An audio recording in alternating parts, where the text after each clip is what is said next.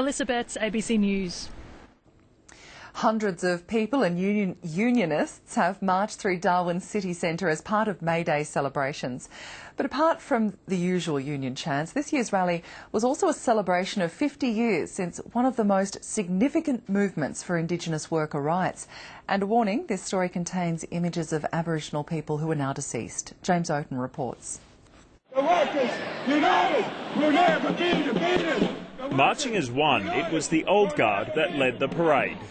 Members of the Gurindji community, including original Wave Hill walk-off protesters and their descendants, making the 600-kilometre trip to be here. Today's a really special May Day, especially for the Maritime Union, but the whole union movement, who 50 years ago supported the Gurindji in the walk-off. It was one of the most significant industrial strikes in our country's history. It was August 1966 that 200 cattlemen and their families walked off the Wave Hill cattle station. It sparked a 9-year standoff demanding better wages and conditions that led to the now famous Wave Hill land handback by the Whitlam government. Jimmy Wave Hill was just a teenager when he followed Gurindji leader Vince Lingiari. He talked to everyone and he said, tomorrow morning we want to get up, and in the morning get up early, walk in the station and tell manager we finish up from the station.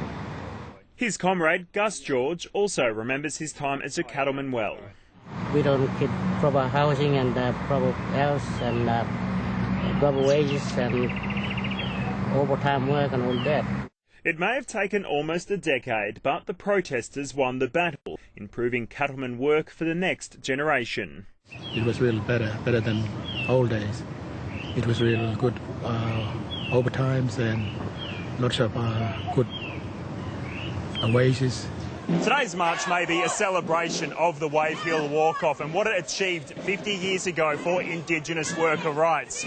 But union organisers here say there's plenty more to fight for. The research tells us that across every single spectrum, if you're an Aboriginal person, you are going to be earning less than a non-Indigenous person. A show of force for a fight to come. James Oaten, ABC News.